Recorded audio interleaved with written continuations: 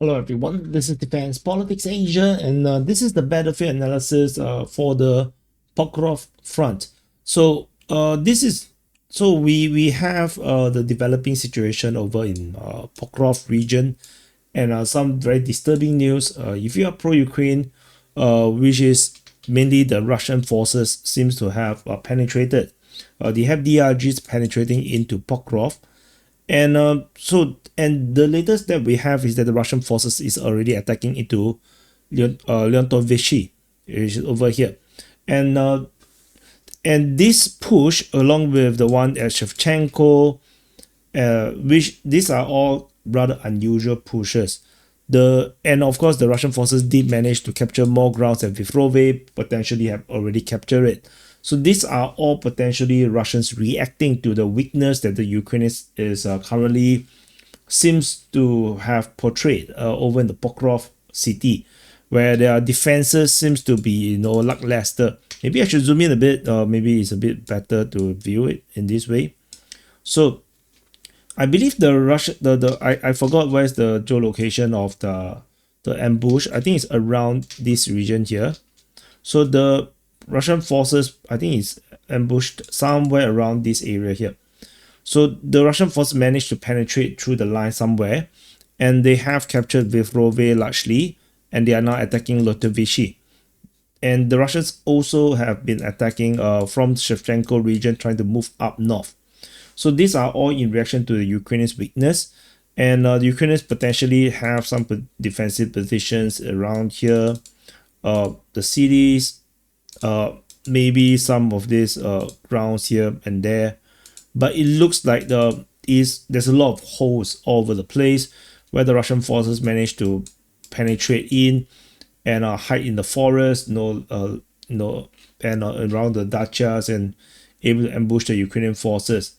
So the situation here is looking rather bad, and the Russian forces could potentially try to make a push and potentially capture some of these areas here, perhaps in a concerted effort from two different directions. And if they can capture some of these streets here, Pokrov will be in a severe stress. There is of course some high-rise zone here. Whether this will become a citadel like in Bakhmut front remain to be seen. So that is like not necessarily could be the case. So to show you, yeah, is this high-rise building region here.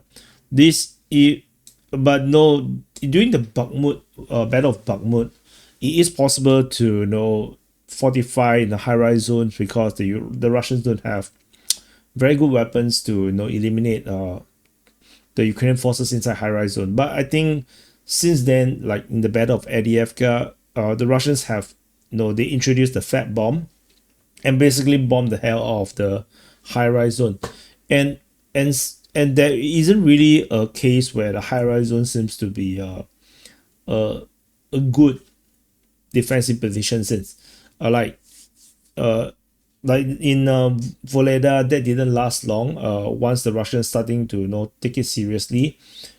Before that they didn't manage to break through because they don't have the weaponry.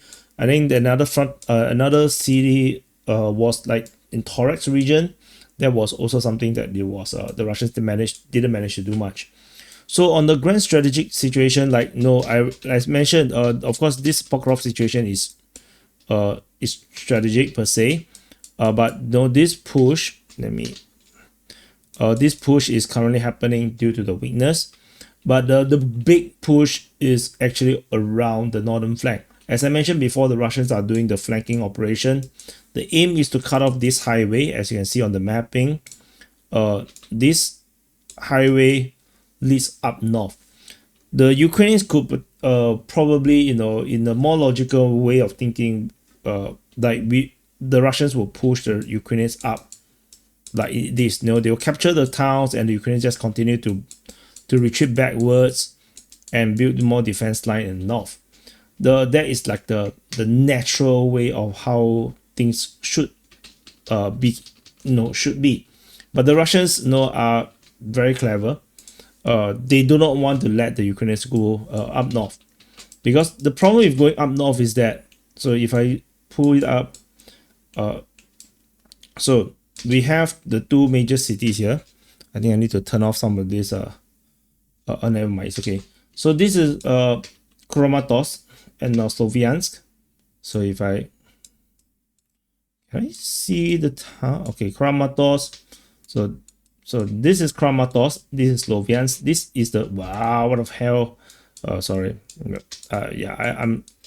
It's too long since I used this Google Earth. So yeah.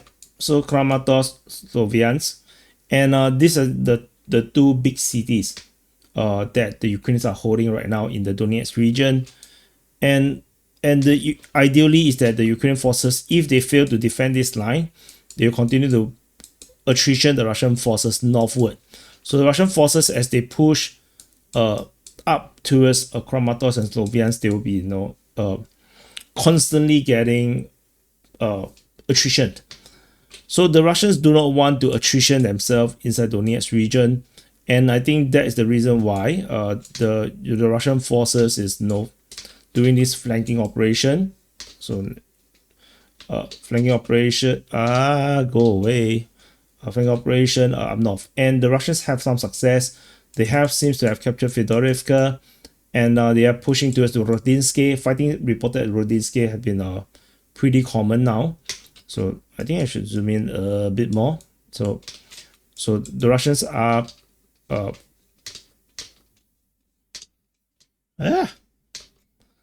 pushing the capture Fedorivka. They are putting Zatishok towards the Rodinsky, and the highway is here. This is the highway that the Russians want to cut off. So this is currently happening, and it's been pretty successful. So Ukrainian forces must defend Rodinsky and Sheveny Liman, perhaps this area as well.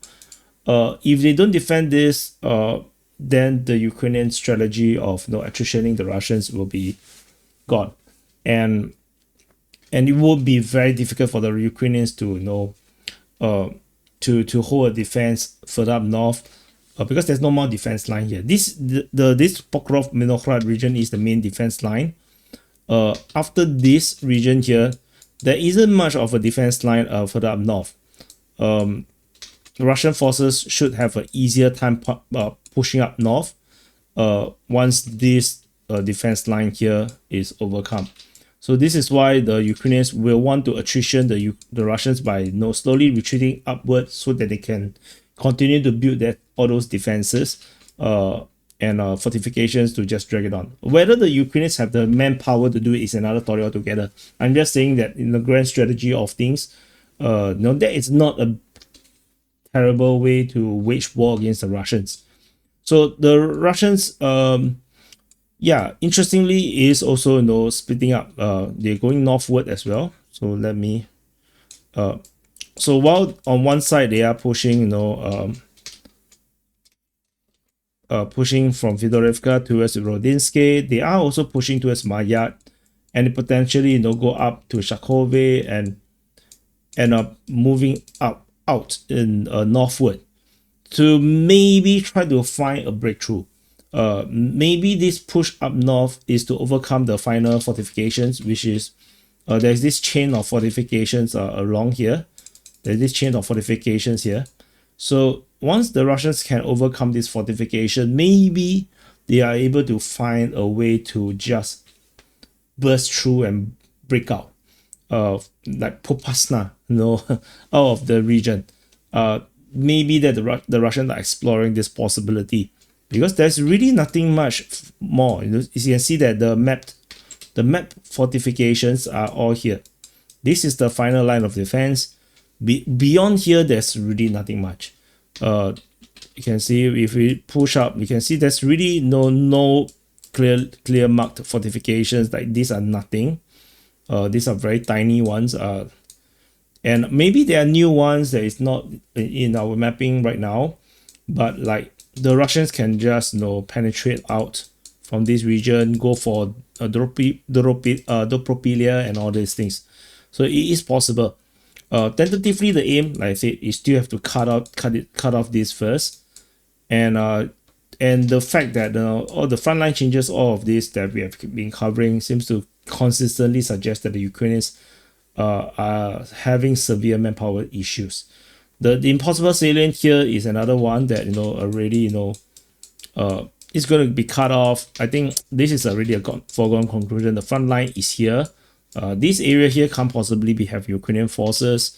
So yeah, so that is the main gist of the Pokrovsk region. The other regions, like all these areas here are these are not very particularly important here on the western flank, and further east, this is part of the encirclement for Konstantinivka. The one has so just a bit, add on a bit more. I think maybe using this map will be probably easier. So just now we were covering this area here. This is the Pokrovsk Front. The Konstantinivka is here. The Russians are trying to do the same thing to Konstantinivka as what they have done to Pokrovsk and Minograd.